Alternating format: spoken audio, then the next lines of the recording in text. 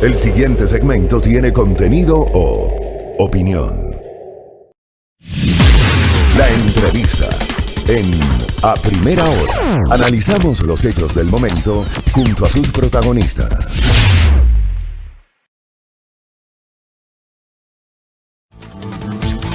7 de la mañana con 30 minutos. ¿Cómo le va, DJ Line? ¿Cómo le va? Espero que bien. Bueno, seguimos. Ya mismo damos la mención. Seguimos.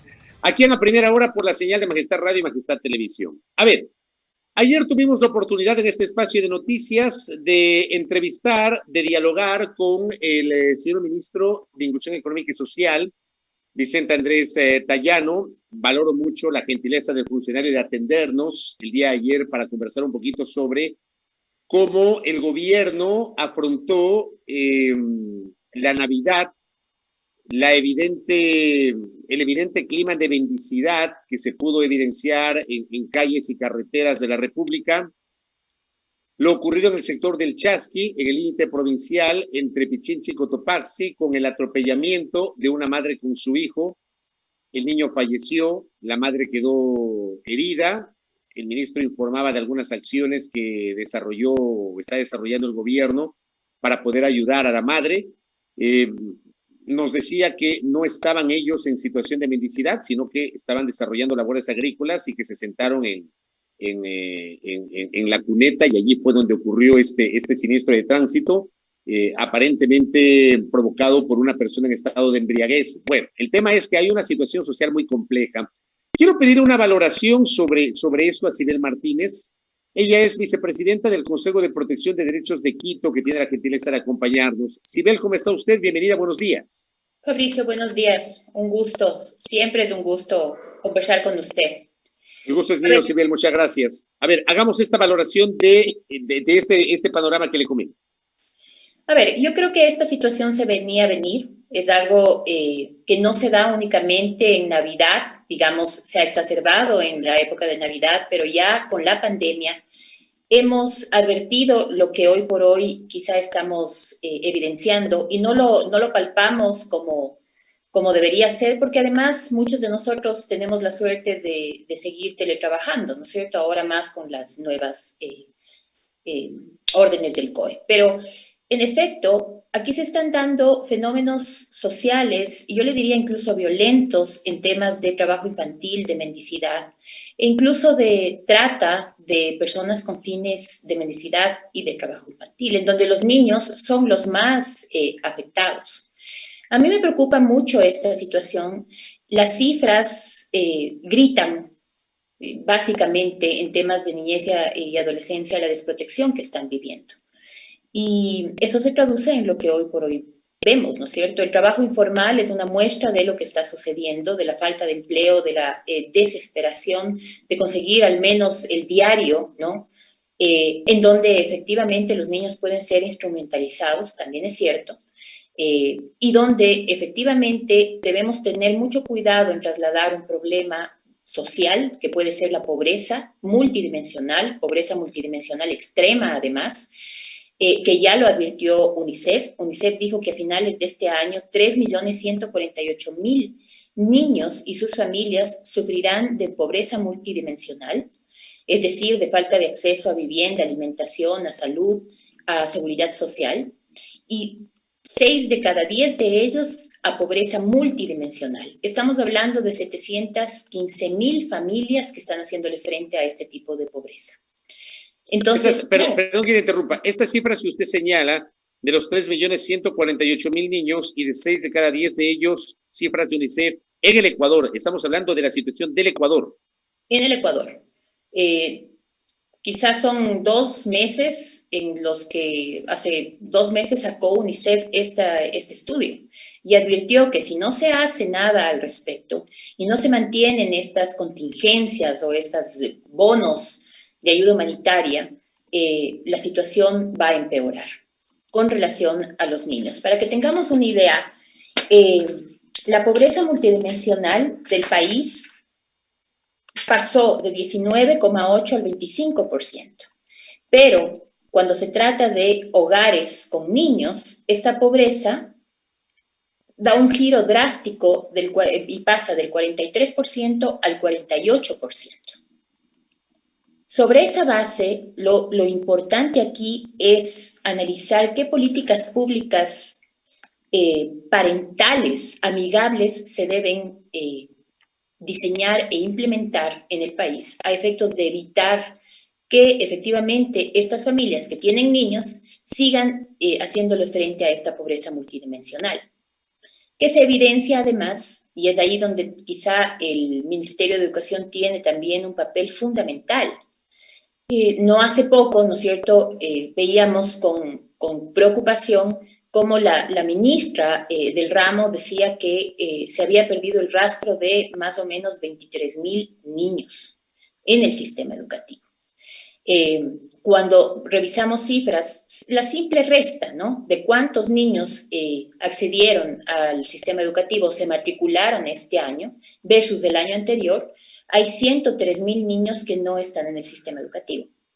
Esas cifras son alarmantes y dan viva cuenta de lo que hoy por hoy podemos ver en las calles del país. Estos 103,000 niños que no están en el sistema educativo respecto del año anterior, o sea, de la cifra del año anterior a este año son 103,000 menos.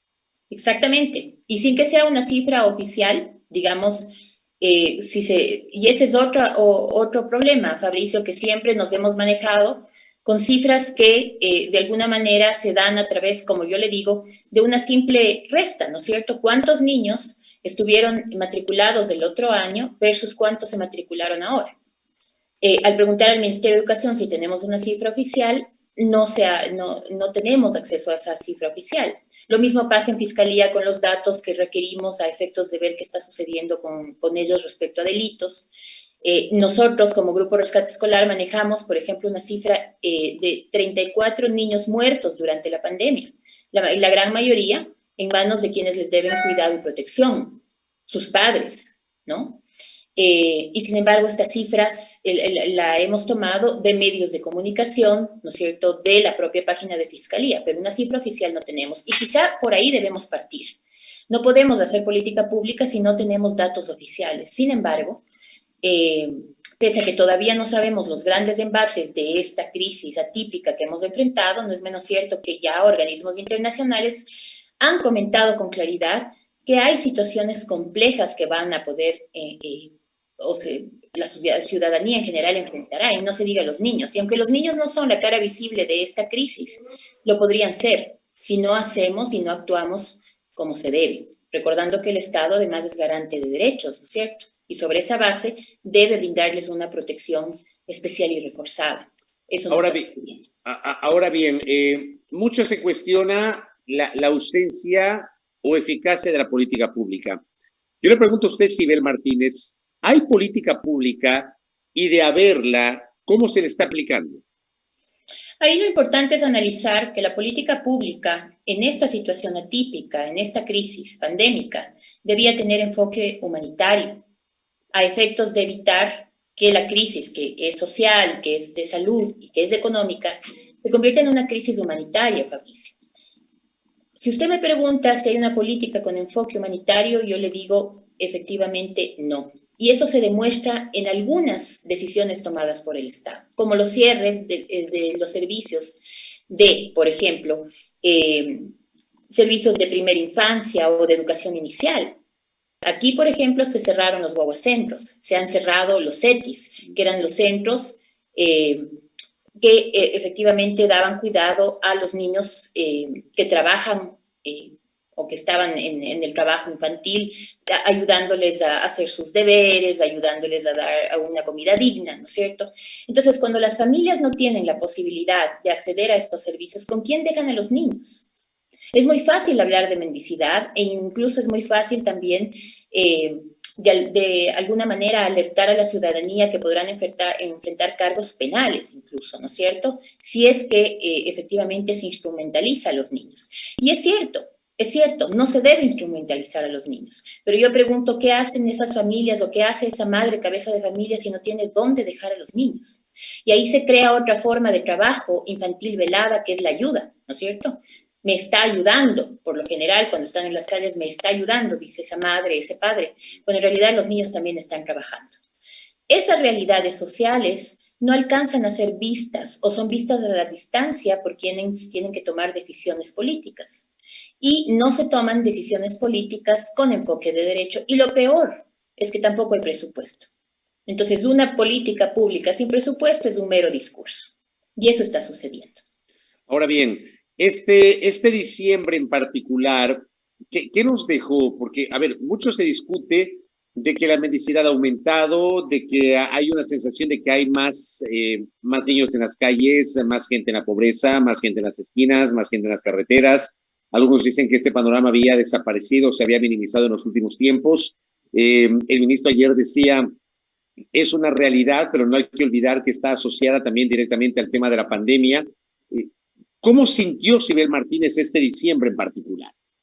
Yo voy sintiendo esta crisis de la mano de los grupos de atención prioritaria del Consejo de Protección de Derechos como un costo inafrontable para los grupos de atención prioritaria, ¿sí? En donde el hambre se hace sentir, en donde no hay acceso a derechos básicos como la salud o la educación en el caso de los niños. Las cifras, por eso yo le decía, gritan, porque, por ejemplo, en esta Navidad hubo 33,000 niños en la mendicidad. Eso es algo, esa cifra la dio además del MIES. Entonces, no solamente son los niños, son los adultos mayores que, por ejemplo, le han hecho frente al desobligo, incluso a la violencia dentro de sus familias.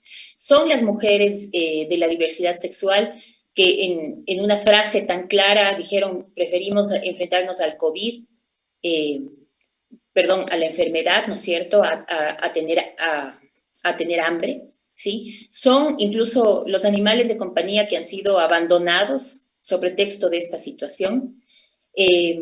Son niños sin acceso a vacunas, sin acceso a educación, como hemos visto. Son mujeres violentadas. A eso se resume una pandemia en donde efectivamente, si no hay políticas públicas con enfoque humanitario, efectivamente vamos a enfrentar, yo vuelvo a repetir, no quiero ser pesimista, una crisis humanitaria. Si a esto le sumamos la corrupción, Fabricio, como hemos visto incluso dentro de esta misma cartera de Estado de inclusión social, el MIES, en donde se han robado hasta el bono o los bonos de desarrollo humanitario. Entonces, frente a esa situación, tenemos un pronóstico reservado. Y a mí, de verdad, lo que más me preocupa son dos grupos de atención prioritaria por su vulnerabilidad, sin desconocer que los otros también son vulnerables. Pero las mujeres y los niños, y las niñas en especial, han hecho frente a una serie de violencias, ¿no es cierto?, que tampoco están siendo prevenidas. Entonces, hay una situación compleja. Sibel, hay algo que también dijo el ministro que creo que hay que tomar nota y le quiero pedir una reflexión a usted. Decía que se ha detectado que detrás muchas veces de los niños que salen a las calles o a las carreteras a esta práctica de la mendicidad, puede haber hasta delitos de trata, incluso hay una investigación que hay gente, hay un sujeto que entiendo ha sido localizado, ha sido identificado, que ha estado detrás de 20 niños que se encargaban justamente de esta práctica de la mendicidad. ¿Se puede hablar también de esto, de trata, de mafias alrededor de los niños que salen a pedir una caridad, a pedir mendicidad? 50 niños refería la viceministra de Inclusión Social con relación a este caso. Y no podemos tapar el sol con un dedo. En efecto, debe ser así. Pero eso se produce también porque en esta pandemia no se han incrementado los factores de protección y han disminuido estos factores y han aumentado los factores de riesgo social. Y eso también es importante. Es decir, al cerrar estos centros o estos servicios, al no hacer un seguimiento de los niños dentro de sus familias y ver su estado, al enfrentar las familias situaciones de pobreza multidimensional o extrema pobreza multidimensional, hay otros fenómenos sociales o flagelos que van saliendo a flote. Y por supuesto, sin justificar, porque eso sí es un delito, ¿sí? De 10 a 13 años además, existe. Y hay que desarticular seguramente bandas de trata, de mendicidad o con fines de trabajo infantil. Pero todos estos fenómenos son producto de esta falta de enfoque, Fabricio. Eso es algo que debemos también analizar. Y tampoco son fenómenos nuevos. Son fenómenos que se exacerban con una situación atípica como la que hemos enfrentado, en donde la respuesta desde el punto de vista de protección social, ha sido incipiente. Entonces, yo creo que así hay que dividir dos temas particulares. La una es la pobreza, en donde se obliga a las familias a mendigar, en donde efectivamente estos niños están mendigando y donde quizá el Estado lo que debe hacer es entregar contingencias con ciertas condiciones, como el hecho de pedir que los niños se queden en casa, y ahí tenemos otro problema. Se queden en casa estudiando cuando en realidad no tienen... ¿Se queden en casa con quién? Claro, pero además ¿con quién? Exacto, ¿con quién estudiando? Entonces volvemos también a esta situación de que las tareas de cuidado y domésticas van a ser endilgadas a los niños también. Y por eso digo, no ha habido este enfoque humanitario. Por otro lado, ya tiene que el Estado como tal, el gobierno, y a mí, próximas elecciones, tenemos que también escuchar de quienes quieren ostentar este puesto en Carondelet, ¿no es cierto? ¿Qué van a hacer respecto a la reconstrucción económica? Yo digo con un doble objetivo, ¿no? La reactivación económica y la reducción de esta desigualdad social. Y asimismo, tenemos que ver cómo vamos a reinventar el sistema de salud, el de educación. Hay algunas cosas por hacer, un plan de alimentación nacional, por ejemplo, ¿no? Sin intermediarios y dirigido a estos sectores más empobrecidos, pero ninguna de estas soluciones las hemos visto. Y seguramente lo que se ha reducido o se han reducido a hacer es ayudas solidarias e incluso la caridad, en donde no hay una política social sostenida de corto, mediano y largo plazo. Esa es quizá la clave, ¿no es cierto? Lo otro se reduce casi a caridad. Y con eso, con un bono, ¿no es cierto?, esporádico, que además se han llevado quienes no debían, no vamos a reducir la pobreza y tampoco vamos a darles seguridad o tranquilidad a estas familias, que como le digo, no es un dato mío, es de UNICEF, son 3.148.000 niños y sus familias que le están haciendo frente a esa pobreza multidimensional. Correcto. Sibel Martínez, con esta panorámica tan compleja, ¿no? Tan compleja que se ha evidenciado con mucha fuerza en el contexto de la pandemia y en ese contexto, en ese diciembre en particular. Sibel, quiero agradecerle por su gentileza, por habernos acompañado y aprovechar para desearle un estupendo 2021. Muchas gracias por atendernos. A usted, Fabricio, y a todo su equipo. Feliz año. Gracias. Sibel Martínez, vicepresidenta del Consejo de Protección de Derechos del Distrito Metropolitano de Quito. 7:48 en la primera hora por Majestad Radio y Majestad Televisión.